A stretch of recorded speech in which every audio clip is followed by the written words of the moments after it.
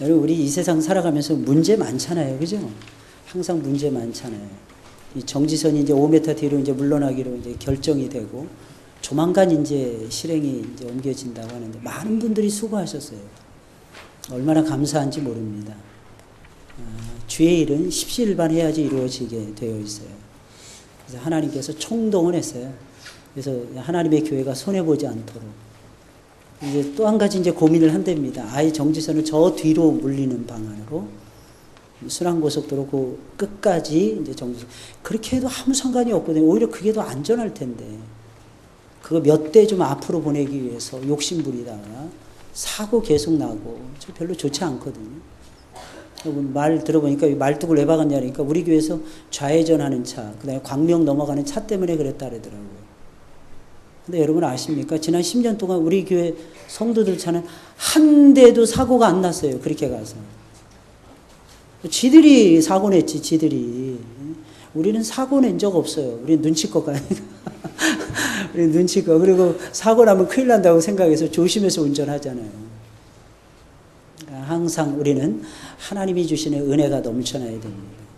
그랬더니 3년 만에 또 물이 그냥 뭐 허리 이상 차고 지하 3층에 그 막 소방서 동원하고 하수 처리장 가서 그 뭐예요? 그 모터 빌려오고 결국에 나중에 보니까 모터는 멀쩡한데 모터 하나가 망가지긴 망가졌더라고요. 근데 모터 하나가 오수 처리하는 모터가 우리가 지하에 3층에 물을 다 저장했다가 그걸 다시 모터로 버리는 거예요.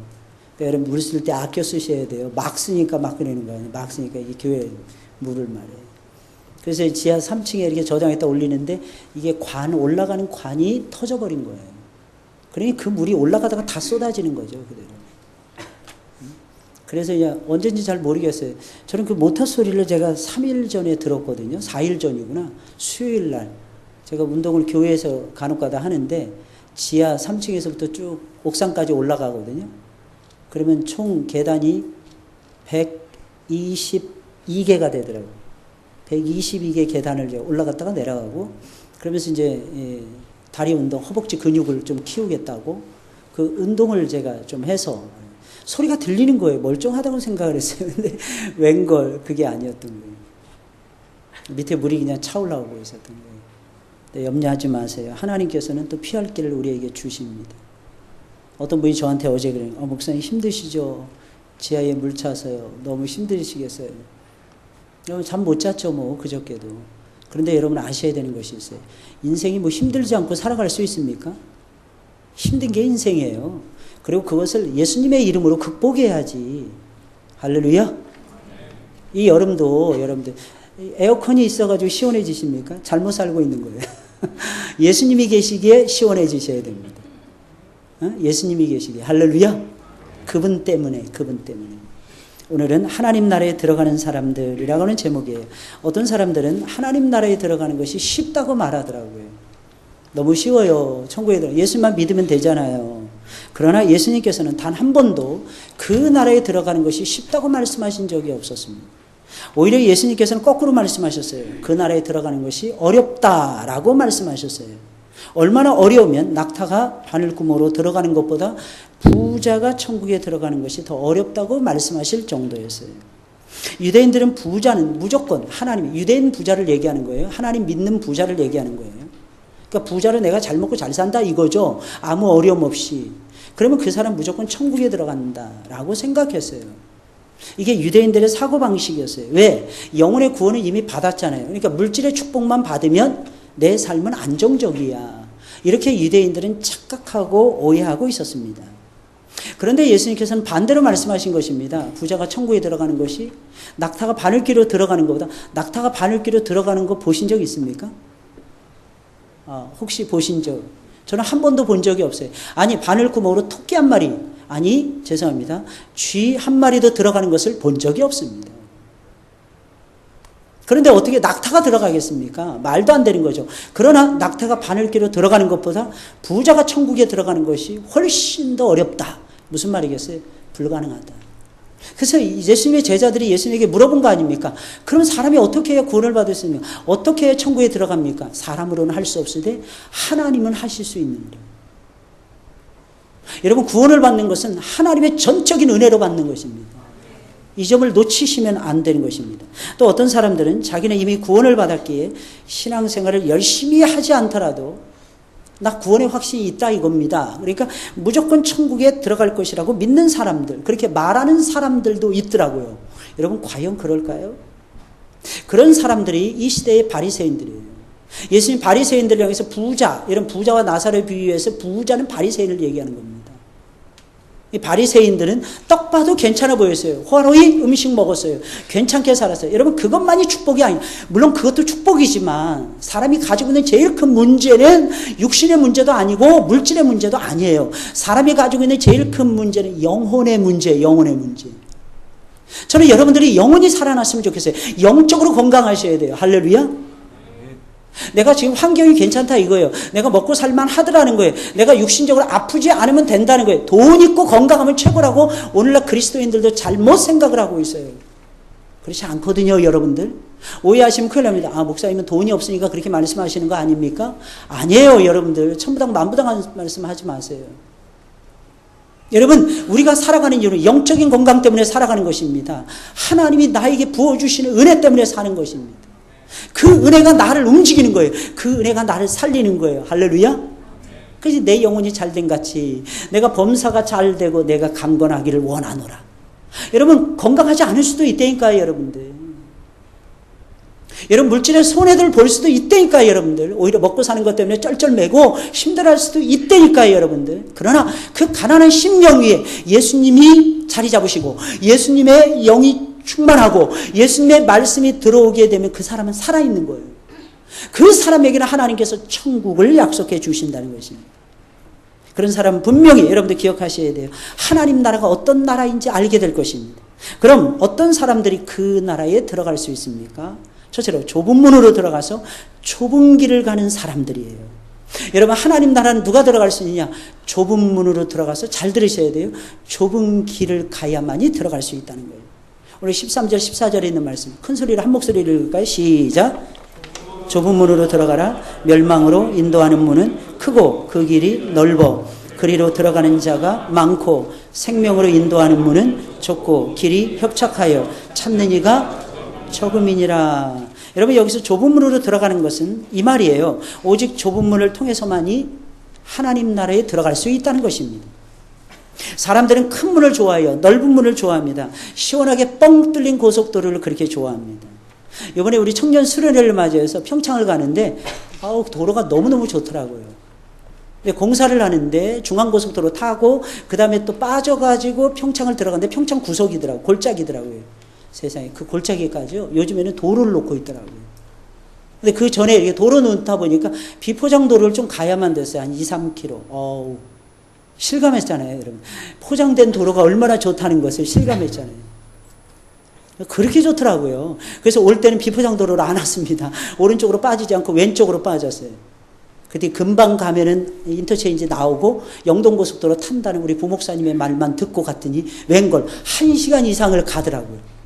3마리 인터체인지까지 가야 되는 거야, 이게. 그런데 길은 좋더라고요, 확실히. 여러분들 이 사실 아셔야 돼요. 우리는 길 좋은 거 정말 좋지 않습니까? 저는 이 대학 때 전공이 호텔 경영학이었는데 관광계획도라고 하는 과목을 수강한 적이 있어요. 그때가 1986년도였던 걸로 기억이 납니다. 근데 공부를 하는데 우리나라 이게 관광 그 관광청인가요? 그런 데 있잖아요. 관광 뭐라래요, 거기. 근데 거기서 근무하시는 분이 오셔가지고 교수님으로서 가르치시는 거예요. 그분이 이런 말씀을 해요. 앞으로 10년 안에 한국이 바둑판 모양으로 도로가 뚫릴 것이다. 조금만 참으라. 그때는 경부고속도로, 호남고속도로도 2차선.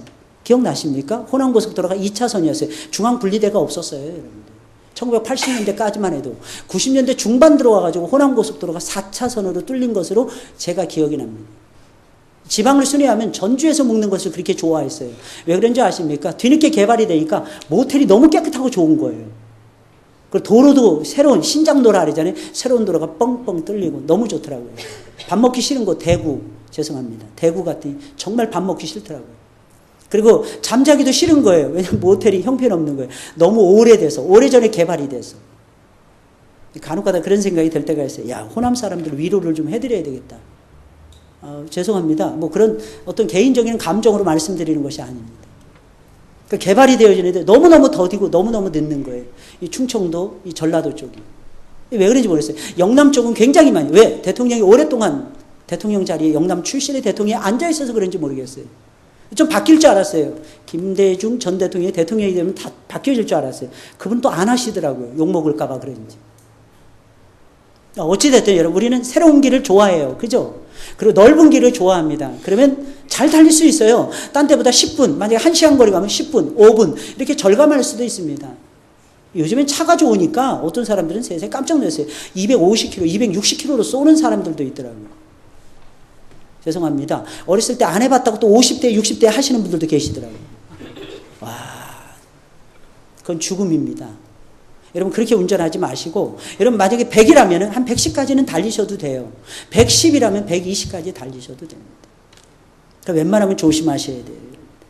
그러나 여러분, 예수님께서는 넓은 문으로 들어가고 넓은 길로 가지 말라고 말씀하십니다. 그러면 망한다고 얘기하고 있어요. 아무도 찾지 않는 좁은 문으로 들어가서 아무도 가기 싫어하는 좁은 길로 달리라는 것입니다. 그러면 너희가 살 것이니라 라고 말씀하십니다. 물론 좁은 문과 좁은 길은 좋은 대학에 들어가는 것처럼, 좋은 대기업에 들어가는 것처럼 들어가기가 매우 어렵기에 좁은 문과 좁은 길은 아닙니다. 오히려 들어갈 수 있는 기회가 누구에게나 다 열려 있어요. 이래서 사람들이 안 들어가는, 너무 쉬워요, 여러분. 예수님만 믿으면 되는 거예요. 예수님만 통과하면 되는 것입니다. 이게 좁은 문이고 좁은 길이에요. 그런데 문제는 아무도 들어가려고 하지 않기에 좁은 문이 되는 거예요. 아무도 가지 않으려고 하니까 사람들이 적게 가니까, 적은 사람들이 가니까 좁은 문이 되는 거예요. 적은 사람들이 지나가려고 하니까 좁은 길이 되는 것입니다.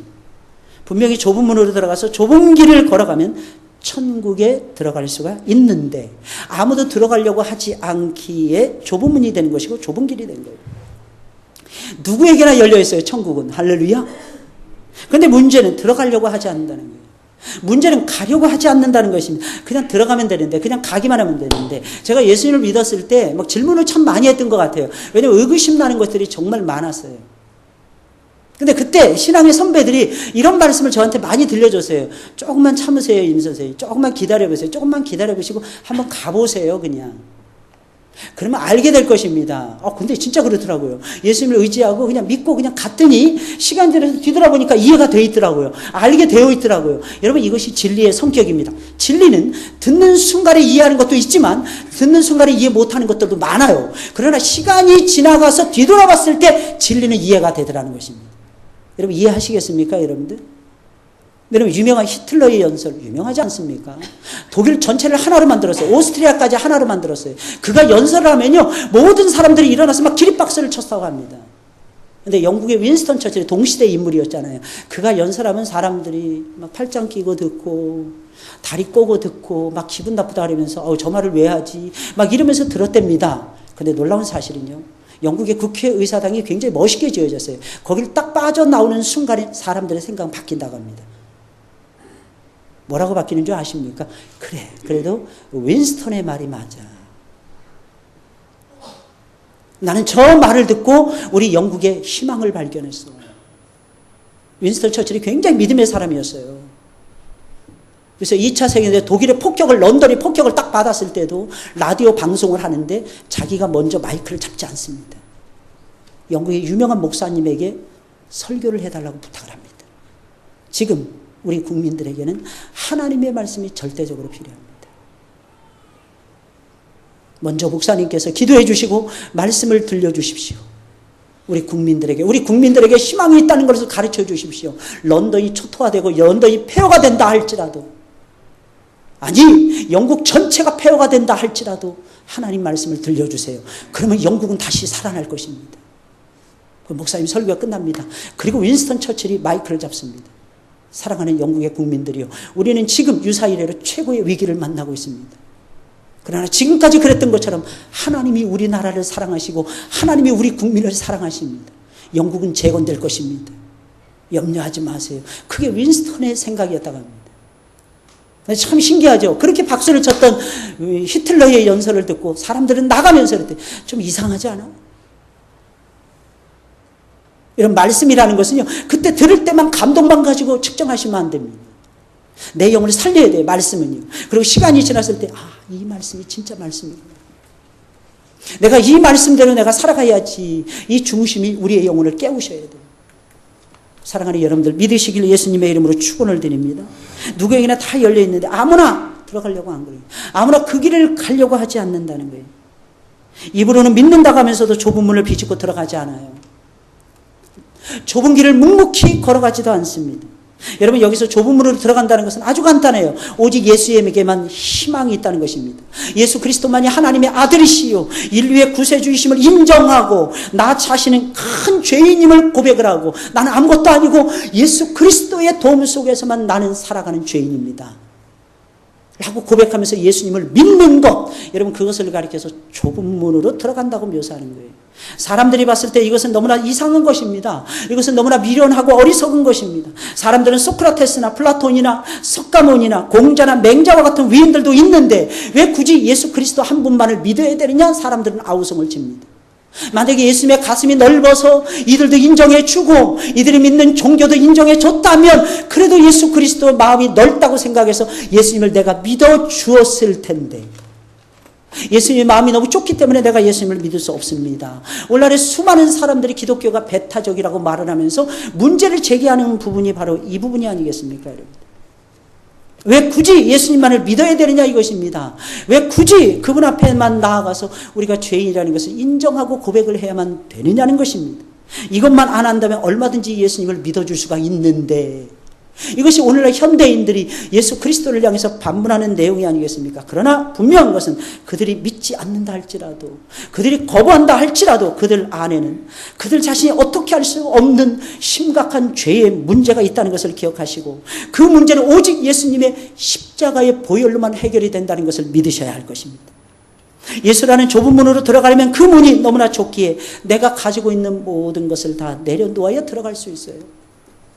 그 문은 배낭 하나도 가지고 들어갈 수 없을 정도로 좁은 문입니다. 내 학벌 포기하셔야 돼요. 내 재산 포기하셔야 돼요. 내가 자랑할 만한 것들 모두 내려놓아야 겨우 그 문으로 들어갈 수가 있는 것입니다.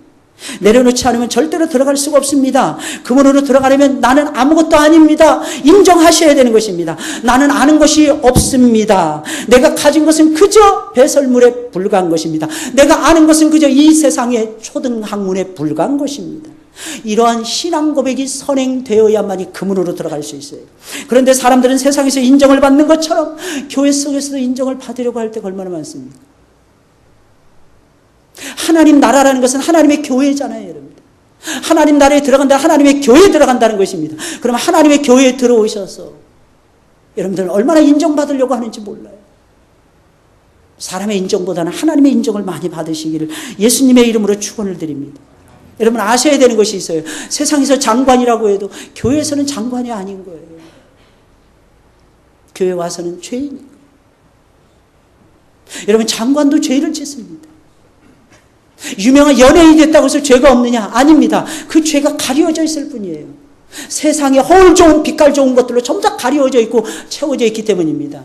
아, 내가 사람들의 박수갈채를 받는다고 해서 천국에 들어가는 것이 절대로 아니라는 것입니다. 죄 문제가 해결이 돼야만이 천국에 들어갈 수 있어요. 부자가 오히려 천국에 들어가기가 정말 어렵습니다. 어떤 사람들은 세상에서 잘 나가면 좋을 것 같죠. 세상에서 안 믿고 잘 나가는 것은 위험한 것입니다. 왜냐하면 한 번 멈춰서 자기 인생을 돌아봐야 되는데 한 번 멈출 수 있는 시간적인 여유가 전혀 없어요. 왜? 사람들에게 인정받으니까요. 여러분 지난번에 여러분 생각나지 않습니까? 지금부터 16년 전인가요, 여러분들?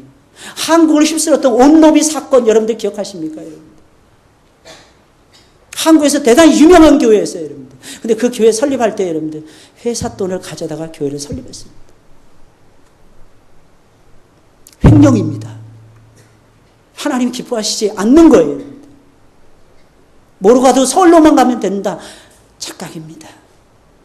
하나님이 좋아하시는 방법대로 해야만 되는 거예요. 거기 장로님들, 거기 권사님들, 거기 안수입사 대거 다 새고랑을 찼어요. 근데 최근에 들어서 더 가슴 아픈 일이 문제만 벌어졌다 하면 죄송합니다. 목사님들이 입에 오르내리더라고요. 여러분 이것이 한국의 현실입니다. 우리는 이것을 놓고 우셔야 됩니다. 오해하시면 큰일 납니다. 목사님, 같은 목사로서 다른 목사님들을 목사님이 지금 블레임 하십니까? 그렇게 생각하십니까? 하나님이 기뻐하시는 대로 우리가 신앙생활 하셔야죠, 여러분. 너희는 세상의 빛이라 그랬잖아요. 너희는 세상의 소금이라 그랬잖아요, 여러분들. 소금과 빛의 역할은 못할지언정 세상에게 찬물을 끼얹으셔야 되겠습니다. 이게 정말 가슴 아픈 일 아니겠어요? 우리의 영혼을 하나님이 소중하게 여기세요. 우리는 하나님 앞에 나와서 죄인이 고개를 들 수 없는 죄인이에요. 예수님 말씀하셨습니다. 마태복음 5장이 시작하면서 심령이 가난한 자는 복이 있나니 천국이 저희 것입니다. 예수님이 주고 싶은 것이 무엇입니까? 천국이에요, 여러분들. 근데 어떤 사람이 천국을 얻을 수 있습니까? 심령이 가난해야 돼요. 나는 많이 압니다. 이런 사람들에게 안 주신다는 거예요. 나는 많이 가지고 있습니다. 이런 사람에게 안 주신다는 것입니다. 입으로는 나는 없습니다. 나는 모릅니다. 말은 하는데 나는 많이 알고 있어요. 나는 많이 가지고 있어요. 이러는 사람들에게 예수님께 천국을 안 주신다는 뜻입니다. 진실로 가난한 심령을 가지시기를 예수님의 이름으로 축원을 드립니다. 나는 아무것도 아닙니다. 내 자신의 죄악됨을 인정해야 돼요. 주님, 나는 죽을 수밖에 없는, 아니 죽어 마땅한 죄인입니다. 아니 나는 이미 영적으로 죽어 있나이다. 예수의 보혈의 공로가 아니고서 내가 살아갈 수 없습니다. 그때 천국이 열리는 거예요. 좁은 길을 들어간다. 이 말씀 무슨 말이겠습니까? 좁은 문으로 들어간다는 것은 예수님을 믿는다. 좁은 길을 간다. 좁은 문으로 들어가서 좁은 길을 간다. 이것은 예수님과 함께 고난을 받는다는 뜻인 것입니다. 근데 많은 사람들이 고난 싫어하잖아요. 우리 맨날 기도할 때 그렇게 하늘 문이 열려서 시온의 대로가 빵빵 뚫리게 하옵소서. 우리가 생각하는 시온의 대로 고난이 없는 대로잖아요. 고난이 없는 대로. 근데 여러분 아십니까?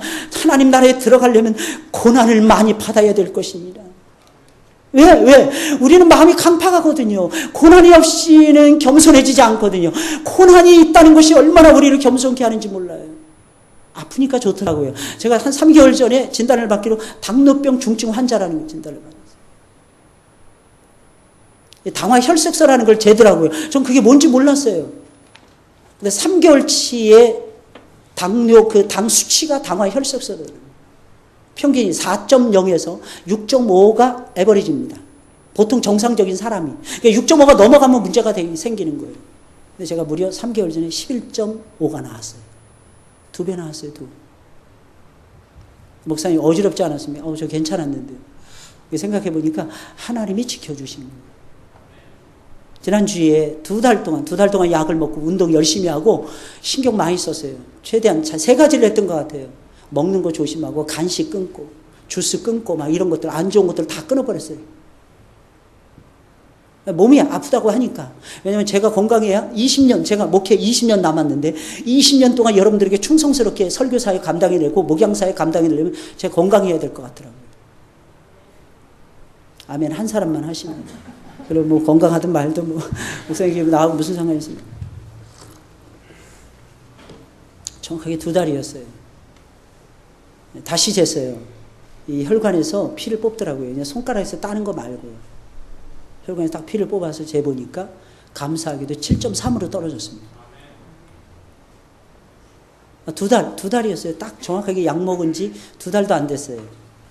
한 58일? 왜냐면 3, 4일 남겨두고 제가 갔으니까. 왜냐면 주일날 마지막 약을 먹어야 되기 때문에 월요일날 또 간다는 것이 혹시 제가 잊어버릴까봐 미리 땡겨서 간다고 병원에 갔더니 하시는 말씀이, 목사님 정말 좋은 학생이네요. 그러시는 거예요. 예?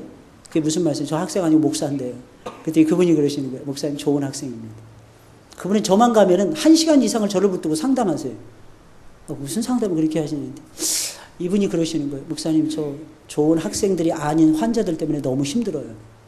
예? 환자들이 뭐 나쁜 환자가 있습니까? 그랬더니 그분이 하시는 말씀이 이거예요. 말을 안 듣는 환자들 때문에 미치겠습니다. 환자들이 그렇게 말을 안 듣습니까? 근데 저는 왜 자꾸 목사님이 좋은 환자예요. 처음부터 봤을 때 좋은 환자로 딱 보이더라고요. 할렐루야. 그 사람이 사람 볼 줄 아는 거예요. 사람 볼 줄. 막 인생 상담까지 다 하시는 거예요. 저보다 연세가 한 5살 더 많으세요. 근데 저만 가면은 다른 환자들을 먼저 받으세요. 제가 순서가 있는데. 근데 나중에 갔어요. 들어갔더니 나를 왜 맨 나중에 부르냐 그랬더니 목사님하고 시간을 많이 가지려고요. 이것저것 설명해 주기 위해서 그러신다는 거예요. 참 고맙더라고요. 그때 아들 문제 상담하고 아들 문제 때문에 코가 석자가 빠졌다는 거예요. 뭐 때문에 힘들게? 애가 정상적으로 잘 크고 있는데 당신은 막 걱정이 되는데 얘가 사람 노릇하면서 살 수 있을까? 그러면서 저한테 그러는 거예요. 왜 아들들은 딸들보다 모자라죠? 목사님. 아, 딸들보다 모자라기는 그것도 아들 나름이지. 그래서 처방을 딱 해드렸어요. 그 의사 선생님에게. 기도하세요, 선생님. 아빠로서 기도하셔야죠. 아빠가 기도하십니까? 자식을 키우려면은 아빠의 영향력이 미쳐야 되는데, 여러분 잘 들으셔야 돼요, 아빠들은. 아빠의 바른 영향력이 미치려면 아빠가 영적으로 살아있어야 됩니다. 아빠가 영적으로 흐물텅흐물텅 하잖아요. 그럼 애들도 흐물텅흐물텅 하더라고요. 아빠가 영적으로 살아있어요. 그럼 애들도 살아있더라고요. 왜? 아빠를 보면서 애들이 배우기 때문입니다. 입으로 한다고 해서 아니에요. 애들은 말하면 잔소리로 듣습니다. 그거 아시죠? 최근에 우리 딸들한테 무슨 얘기했습니다. 딱 다시 되돌아오는 말이, 아빠 내가 알아서 해. 그래서 제가 웃었어요. 아빠 왜 웃어? 네가 알아서 하는 걸 못 믿는 게 아니야. 아빠가 인생을 더 살았기 때문에 충고와 조언이 너한테 필요하기 때문이야. 그랬더니 우리 딸, 알았어 아빠 미안해. 아니 사과받으려고 그러는 건 아니야. 네 태도를 바르게 해야지, 태도를. 여러분 아십니까? 여러분 우리는 그렇게 살아가야 되는 하나님의 사람들이라는 거예요. 아무쪼록 좁은 길을 걸어가시길 예수님의 이름으로 축원을 드립니다. 여러분 꼭 기억하셔야 돼요. 우리가 좁은 문을 통과하면서 다 내려놓은 것 같아요. 근데 뒤돌아보면 안 내려놓고 있어요. 오히려 내려놨던 부분을 다시 끄집어내서 내가 그것을 짊어지고 가고 있는 내 연약한 모습을 발견할 수 있어요. 그러니까 또 내려놔야 돼요. 계속해서 내려놓으셔야 돼요. 그리고 예수님과 함께 고난을 받으셔야 돼요. 놀라운 사실은 예수님과 함께 고난받을 때 하늘이 열린다는 사실입니다. 그래서 내 마음에 은혜가 쌓여져요. 내 마음에 복이 쌓여져요. 그래서 여러분들 세상 물질이나 세상 좋은 것보다는요, 오히려 고난이 저와 여러분들을 살리는 명약이라는 것을 기억하셔야 돼요. 할렐루야! 일어나게 되더라고요. 여러분 꼭 기억하셔야 됩니다. 우리는 인정받기를 좋아하고 나밖에 몰라요, 사실. 이기적인 본성을 가지고 있어요. 그래서 그것을 내려놓고 예수라고 하는 문을 통과하셔서 예수님과 함께 고난을 받으셔야 됩니다. 고난 받을 때가 유익입니다. 할렐루야. 둘째로 하나님 나라에 들어가는 사람들은 거짓 선자들을 삼가야 돼요. 거짓을 물리치고 거짓 선자들을 삼가야 됩니다. 왜? 우리는 진리로 은혜를 받잖아요. 15절 16절에 있는 말씀이에요. 거짓 선자들을 삼가라. 양의 옷을 입고 너희에게 나오나 속에는 노략질하는 일이라. 그의 열매로 그들을 알지니 가시나무에서 포도를 또는 엉겅퀴에서 무화과를 따겠느냐. 여러분 유대인 목자들은 양의 옷을 입고 밤중에는 너무 춥다 보니까 양을 지킬 때 양의 가죽을 뒤집어 쓰고 양들을 지켰다고 합니다. 물론 예수님이 이 말씀을 하신 것은 거짓 선지자들이 항상 양피 가죽의 옷을 입는다라고 하는 뜻은 아닌 것입니다. 진실한 선지자처럼 그들이 가장을 한다는 거예요. 양처럼 가장을 하고 순결하고 온화한 미소를 머금고 천사처럼 다가온다는 거예요. 이들이 아무리 양의 옷을 입고 순한 양처럼 가장하고 다가올지라도 기억하셔야 돼요. 속에는 노략질하는 일이 있다. 겉모습만 보고 여러분 판단하지 마세요. 여러분 이단들 모습은 굉장히 거룩합니다. 굉장히 온화합니다. 여러분 옆에 사람 얼굴 보세요. 천사처럼 보입니까? 옆에 사람 얼굴 보시라니까. 혹시 여러분 뗄나무꾼처럼 그렇게 보입니까? 감사하셔야 돼요. 왜냐하면 이리가 양의 탈을 쓰고 늑대처럼 양처럼 이렇게 가장하지는 않잖아요. 여러분.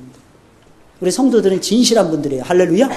그래서 기분 나쁘게 인상이 찌그러집니다. 기분이 좋으면 하하호호 합니다. 이게 양들의 모습이에요. 양들은 좀 단순해야 돼요. 여러분들. 거짓 선자들은 어느 시대는 항상 있었는데 그들은 항상 순한 양처럼 가장을 했어요. 그리고 교회 공동체 안에 들어서 양들을 잡아먹었어요. 그래서 우리는 분별을 잘 하셔야 되는 거예요. 거짓 선자는 항상 사람들이 듣기에 좋은 말로 속삭입니다. 복음을 좋은 말로 바꾸어서 복음을 선포했어요. 물론 그들도 예수님의 십자가를 전하기는 했습니다. 하지만 그들의 말에는 죄에 대한, 잘 들으세요, 죄에 대한 지적이 항상 빠져 있고 언제나 복을 받고 잘 먹고 잘 살 수 있다는 것이 그들의 설교의 주된 흐름이었어요. 사람들은 죄에 대한 설교를 들으면 이렇게 생각하더라고요. 내가 교회 와서 야단 맞는다. 내가 이 나이 먹었는데 세상에 교회 와서 목사님 설교를 들으면 젊은 목사에게 내가 야단 맞아야 돼? 사랑하는 여러분들 기억하셔야 돼요. 목사는요 하나님의 말씀을 대언할 뿐이에요. 여러분 진실로 하나님이 우리 아버지이심을 믿으십니까 여러분들? 그러면 아버지는요 자식이 잘못될 때 어떻게 합니까? 징계합니다. 책망합니다. 하나님이 책망해 주시는 거예요.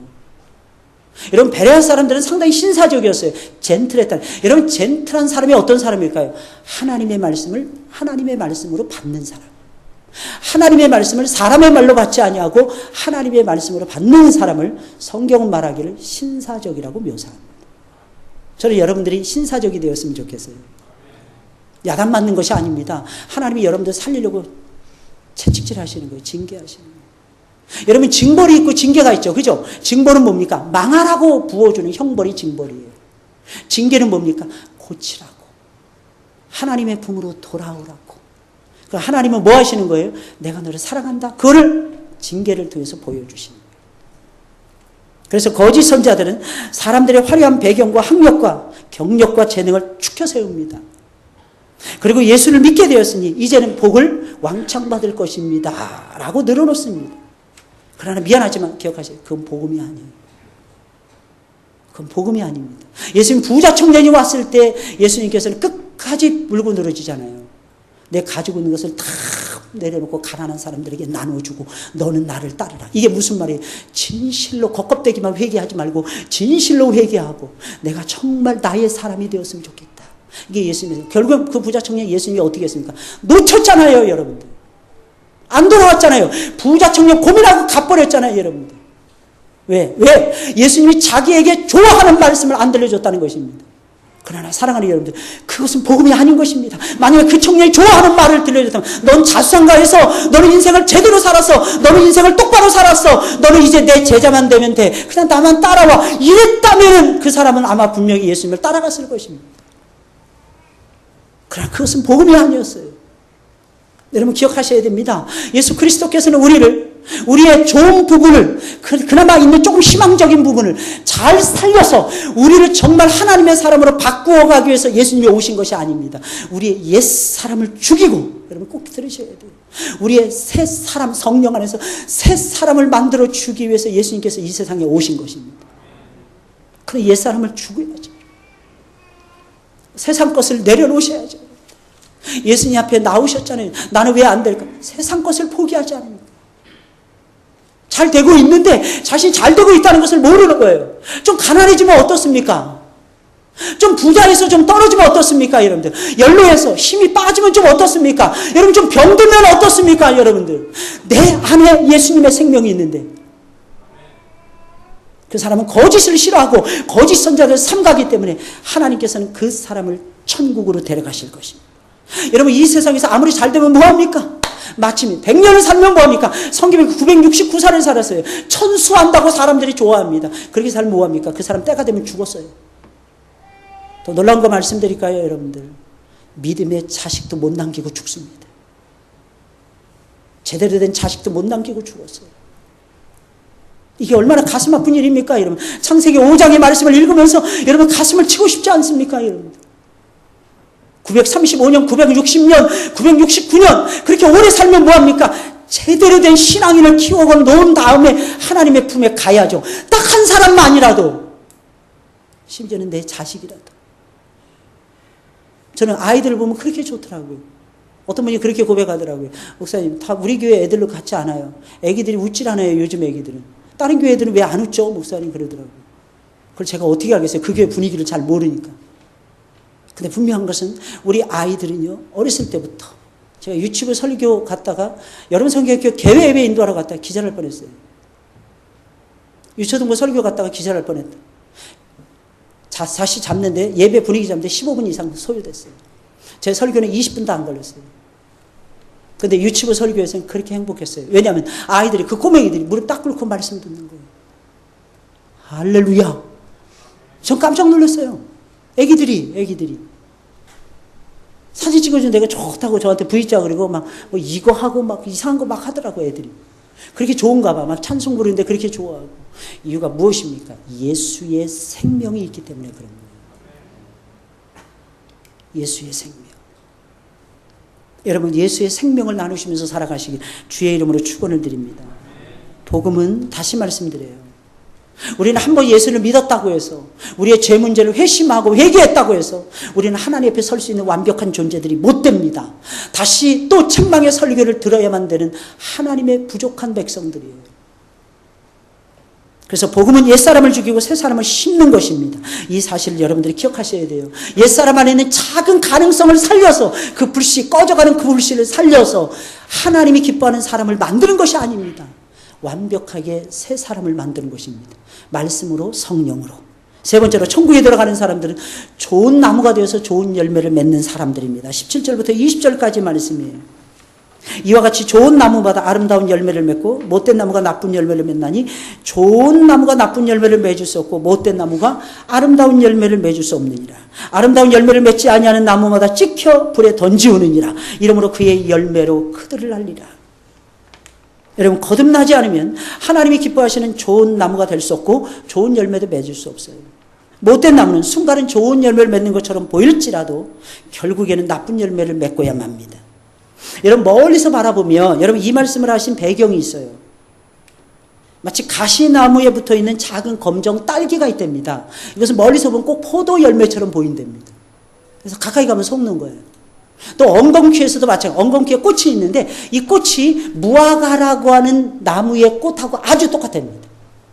근데 멀리서 보면 똑같이 저 무화과 나무인가 보다 이렇게 생각하고 다가갑니다. 근데 가서 보면 무화과의 열매가 없는 거예요. 무화과는요, 어떻게 보면 굉장히 고단백이에요.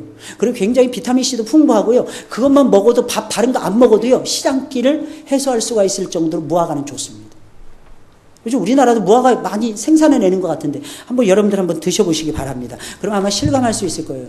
사실 우리는 예수님을 만나기 전에 모두가 가시나무들이었고 엉겅퀴들이었어요. 그런데 예수님이 오셔서 우리를 포도나무와 무화과나무로 바꿔주십니다. 실제로 예수님의 십자가는 우리를 새로운 나무로 바꿔주셨어요. 예수님이 오신 것은 우리의 작은 행동 바꾸기 위해서 아니에요. 작은 습관 고쳐주기 위해서가 아닙니다. 우리를 좋은 열매를 맺는 좋은 나무로 만들어주기 위해서 오신 거예요. 할렐루야. 좀 믿으세요, 여러분들. 할렐루야. 아멘도 좀 크게 해보세요. 할렐루야. 좀 크게 하시고, 여러분들. 나는 좋은 나무야. 이 사실을 믿으세요. 나에게 왜 열매가 없지? 기다리세요. 인내하시라 그랬잖아요. 인내하시고. 여러분, 최후의 승리를 얻으려면 세 가지 조건이 마련해요. 아니, 네 가지입니다. 어떻게 보면. 첫째, 겸손해야 돼요. 두 번째, 기도하셔야 돼요. 세 번째, 충실하셔야 돼요. 근데 마지막이 중요합니다. 이 세 가지를 완벽하게 다 해놓고도 안 되는 사람들이 있습니다. 뭐 안 되냐? 기다리지 못하는 사람들. 인내하지 못하면 안 되게 돼 있어요. 조금 참으시고 인내하시길 바랍니다. 하나님이 주시는 열매가 있을 거예요. 우린 좋은 나무가 됐다니까요. 예수님 분명히 말씀해요. 그의 열매로 그들을 알리라. 저는 복숭아는요, 어렸을 때부터 이렇게 많이 복숭아 밭에서 자랐어요. 제가 부천 복사콜 출신이잖아요. 딱 보면은 이게 복숭아 나무인지 아닌지 전 대번 알아봅니다. 그런데 배나무하고 사과나무는 구분을 못해요. 이게 배나무야, 이게 사과나무야. 너무 헷갈려. 왜냐면 너무 똑같이 생겼어요. 제가 보기에는. 헷갈리는 거예요. 근데 저도 가을이 되면 알 수 있습니다. 저도 가을이 되면 알 수 있어요. 여름에는 제가 몰라요. 근데 가을만 되면 정확하게 제가 압니다. 어떻게 알까요, 여러분들? 열매 딱 보면 알아요. 열매 딱 보면. 사과 열매를 맺는 건 사과나무인 거야, 100%. 배 열매를 맺는 것은 배나무인 것입니다. 결국엔 열매로 아는 거예요. 여러분들 어떠십니까? 좀 옛날에, 지금 예수님 믿은 지 얼마 안 됐어. 변화된 지 얼마 안 됐어. 그러면 여러분 좀 기다리세요. 저는 예수님 밖에서 어린 시절부터 포함해서 17년을 보냈어요. 만으로. 제 마음에 항상 무슨 마음이냐. 35되기를 그렇게 기다렸어요. 왜냐하면 17년, 18년의 세월 속에 버려야 될 것들을 버리게 해달라고. 근데 제가 31살에 목사 임직 받았어요. 그때도 제가 다 드렸어요. 하나님, 저는 아무것도 아닙니다. 내 안에서 예수님만 존귀하게 됐으면 좋겠습니다. 나는 죽고 그리스도만 내 안에서 살게 하옵소서. 그렇게 시작했는데도 성질 부리고 다 부렸던 거예요.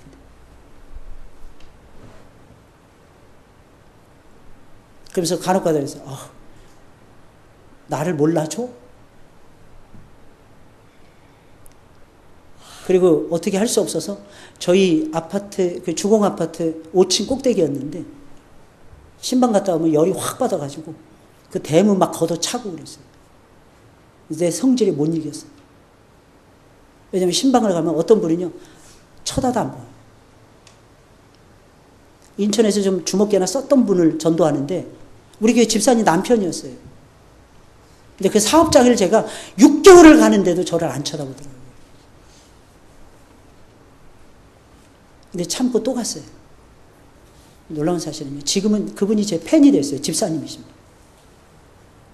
저 뉴질랜드 떠날 때 그분이 저를 보는데, 목사님 힘내세요. 제 고기는 마음껏 드실 수 있도록 사드리고 싶습니다.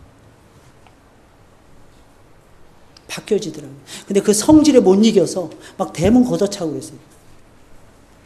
근데 바로 옆집이 우리 교회 성도님 집사람하고 친구인 어느 성도님 집이었습니다. 다행스러운 건 그분이 시험에 안 들었다는 거예요. 저는 그게 너무 감사하더라고요. 막 소리 막 지르고 막 제가 그랬거든요. 제가 한 번은 뉴질랜드에 있을 때 부끄러운 고백 한 가지만 더 할게요. 너무 집사람이 저한테 열받게 하길래 너무 화가 나요. 그만하라 그랬더니 그만 안 하더라고요. 근데 저는 화가 나면 일을 합니다. 성경을 보거나 설거지를 하거나 이렇게 일을 했어요. 일을 막 하는데 설거지를 하는데 또 계속 하는 거예요. 2라운드, 3라운드 막 하는 거예요. 그만합시다. 제가 그랬어요. 근데 계속 하는 거예요. 그때 컵을 닦고 있었는데 컵을 집어 던져버렸어요.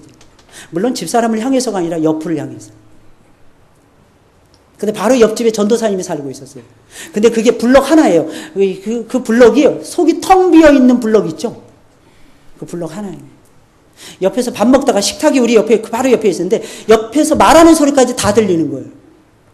근데 신기한 건 그분이 목사님이 되셨다는 거예요. 저는 그게 너무 감사했어요. 못 들었던 거예요. 더 신기한 거 말씀드릴까요? 컵이 안 깨졌어요. 야, 그렇게 세게 던졌는데, 그 시멘트 바닥에 던졌는데 하나님이 안 깨지게 하시더라고요.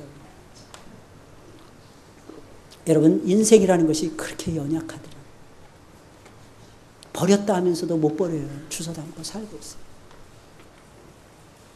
제가 50이 넘어가면서 더 많이 하나님 앞에 고백하는 것이 있습니다. 하나님, 저는 아무것도 아닙니다. 하나님의 은혜로 살아갑니다. 늘 그 고백을 할 수밖에 없어요. 저는 목사답지도 못합니다.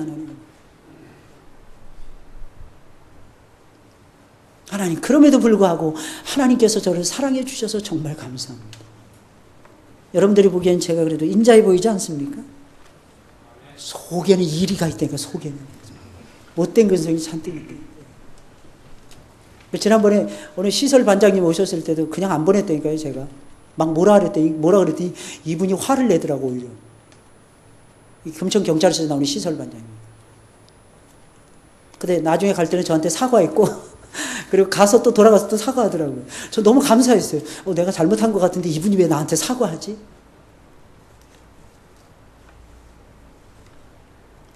그리고 목사님, 제가 할 수 있는 최선을 다하겠습니다. 지난주에도 또 문자를 보냈더라고요. 목사님 원하시는 대로 정지선이 물러갔습니다. 판결이 그렇게 났습니다. 제가 조만간 빨리 이 일이 처리될 수 있도록 제가 협조하겠습니다. 그러니까 우리가 사는 건 하나님이 은혜 부어주시기 때문에 사는 거예요. 그러니 여러분들의 열심을 가지고 살지 마세요. 예수 믿는다는 것은 내 열심으로 사는 것이 아니에요.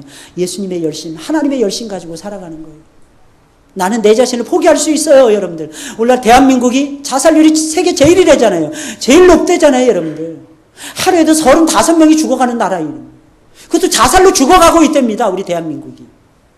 무슨 뜻이겠어요? 정신건강이 문제가 있다는 거예요. 영적인 건강이 문제가 있다는 거 아니겠습니까? 더 놀라운 사실은 성도들도 많다는 것입니다, 성도들. 이게 안타까운 거 아니겠습니까? 왜 내 열심 가지고 삽니까? 왜 내 능력 가지고 삽니까? 하나님이 주신 열심 가지고 살고 하나님이 주신 지혜와 능력을 가지고 살아가자고요, 여러분들. 내 열심 가지고 하다 보면 누가 인정해주면 좋아해요. 누가 인정해주지 않으면 금방 시들어버립니다. 근데 하나님의 열심 가지고 예배드리세요. 하나님의 열심 가지고 믿음 생활하세요, 여러분들. 그럼 어떻게 될까요? 하나님이 끝까지 붙잡아 주십니다. 왜? 하나님의 열심 가지고 하니까, 여러분들. 그 사도 바울이 포기해버리잖아요. 자기의 열심 버려버리잖아요, 여러분들. 그 사람 성경에 능통한 사람이었어요, 여러분들. 오해하시면 큰일 납니다. 근데 자기가 잘못 믿고 있더라는 거예요. 내가 성경을 너무너무 많이 알더라는 것입니다. 그래서 내가 미쳐버릴 정도로 많이 알았다는 것입니다. 근데 예수님을 죽였다는 거예요. 예수님을 십자가에 못을 박았다는 것입니다. 그때 사도 바울이 무너지기 시작합니다. 사울아, 사울아, 내가 어찌하여 나를 핍박하느냐. 그 말을 딱 듣는 순간에 천둥이 치는 줄 알았어요. 그 빛 가운데 그가 그냥 휘감아지는 것입니다. 주여, 누구시니까? 나는 내가 핍박하는 예수니라. 내가 예수님을 내가 핍박했구나. 사도 바울은 거기서부터 무너지기 시작하는 거예요. 내가 사람의 열심 가지고 내가 예수 믿어 하나님을 믿으려고 했구나. 내가 사람의 열심을 가지고 율법을 지키려고 의로워지려고 했구나. 그때부터 무너지기 시작하는 거예요. 그때부터 그는 예수님의 사람이 돼요. 마지막으로 하나님의 뜻대로 행하는 자라의 천국에 들어갑니다. 오해하시면 큰일 납니다. 믿으면 천국 가죠. 맞습니다. 이신칭의 교리를 부정하는 것이 아닙니다. 도대체 그럼 믿음이라는 것이 무엇이냐는 것입니다. 믿음이라는 건 믿고, 여러분 잘 들으셔야 돼요. 믿고 순종하는 것이 믿음입니다. 순종한다는 것이 무슨 뜻이겠습니까? 하나님의 말씀에, 하나님의 뜻에 순종하는 거예요. 오늘 21절부터 23절까지 말씀이에요. 나더러 주여 주여 하는 자마다 천국에 다 들어갈 것이 아니요 다만 하늘에 계신 내 아버지의 뜻대로 행하는 자라야 들어가리라. 여기 적혀 있잖아요, 여러분들. 내 아버지의 뜻대로 행하는 자라야 천국에 들어간다. 그날에 많은 사람이 나더러 주여 주여 주여 주여. 이거 아무나 부를 수 없다 그랬잖아요. 고린도전서 12장 3절에. 성령이 아니고서는 이렇게 못 부른다 그랬잖아요. 우리가 주의 이름으로 선지자 노릇하며 주의 이름으로 귀신을 쫓아내며 주의 이름으로 많은 권능을 행치 아니하였나이까 하리니. 여러분 믿으셔야 됩니다. 예수님을 잘 믿으면 하나님의 성령의 도우시는 역사가 나타나요. 그러나 기억하셔야 돼요. 항상 그 역사가 위대한 역사가 대단한 역사가 하늘과 땅을 진동시키는 역사가 나타나는 것은 아니라는 사실을 아셔야 돼요. 유대인들은 항상 그래서 표적을 구했어요. 예수님을 우리가 믿으면 잘 돼야죠. 우리가 예수님 믿으면 우리가 온 세상에서 큰 소리 치면서 살아가야죠. 예, 잘 살면 잘 살아갈 수 있도록 하나님이 해주실 것입니다. 그러나 기억하셔야 돼요. 반드시 그렇게 해주시는 것은 아닙니다. 유대인들은 나라를 뺏겼어요. 직업을, 좋은 직업을 뺏겼어요. 왜 우리는 이렇게 사느냐 하소연할 수밖에 없었어요. 그러나 예수님이 오신 다음에 예수님께서는 오히려 그들에게 영적인 진리를 가르쳐주고 싶었다. 그들의 영혼, 그들의 겉껍데기, 육신, 삶 이런 것보다도 더 중요한 그들의 영혼을 거듭나게 해서 천국의 사람으로 바꿔놓고 싶었던 거예요. 예수님은 체인지업에 능하신 분이에요. 여러분들 어떠십니까? 여러분들 과연 여러분들 속에서 예수 그리스도의 이런 역사가 있습니까? 그 증거가 무엇입니까? 어떤 사람 죽어봐야 천국 간다. 아닙니다, 여러분들. 이 세상에서 어떻게 사느냐 모습을 보면 그 사람이 천국 갈지 지옥 갈지 알 수 있어요, 여러분들. 천국 가는 사람은 첫째, 예수님을 부인하지 않습니다. 예수님을 인정합니다. 받아들입니다. 예수님과 함께 고난의 길을 걸어갑니다. 그러면서도 부정하지 않아요. 거짓 것을 삼가합니다, 여러분들. 좋은 나무가 돼서 좋은 열매를 맺으려고 애를 씁니다. 설령 안 맺혀진다 할지라도 무엇보다 하나님의 뜻이란 목숨 걸고 순종하려고 합니다. 그런 사람들은 천국 가요. 예수님의 이름으로 위대한 역사. 한국교회가 지금 대형교회들이 다 망가뜨리고 있잖아요. 대형교회들이 신천지 이런 이단이 쑥쑥 막 나가떨어지고 넘어지고 있잖아요. 왜? 바른 말씀을 선포 안 했습니다. 무서운 진리예요. 사람이 많이 모인다고 해서 영적인 진리가 있다고 착각하시면 안 됩니다. 공동묘지에도 사람들은 많습니다, 여러분들. 근데 전부 다 죽어 있잖아요, 여러분들. 교회가 커지면 착각을 해요, 사람들이. 자기의 믿음이 커지는 줄 알아요. 안 큽니다. 하나님 말씀에 얼마나 순종하느냐, 그게 큰 믿음이에요. 하나님 말씀에 여러분들 순종하시길 주의 이름으로 축원을 드립니다. 다윗은 그 말씀에 순종하려 다 잃어버렸어요. 근데 보세요. 모든 것을 가진 사울왕은 망하고 모든 것을 잃어버린 다윗은 다시 시작하잖아요. 뭔가 잃어버릴 것 같습니까? 잃어버리세요. 잃어버려야 다시 좋은 거를 얻을 수 있지 않겠습니까? 우리 손은 두 주먹밖에 못 쥐잖아요. 많은 것을 받을 수 없잖아요. 그러니까 내려놔야 돼요. 주의 이름으로 귀신을 쫓아내면 뭐합니까? 자기가 안 믿는데. 주의 이름으로 선지자 노릇 자기가 안 믿는다. 우리는 믿음의 세계에서 살아가셔야 돼요. 아버지의 뜻을 존중하셔야 돼요. 그 뜻대로 순종하셔야 됩니다. 그래야 그 나라에 들어갈 수 있습니다. 할렐루야. 믿으시길 주의 이름으로 축원을 드립니다. 우리 찬송 부르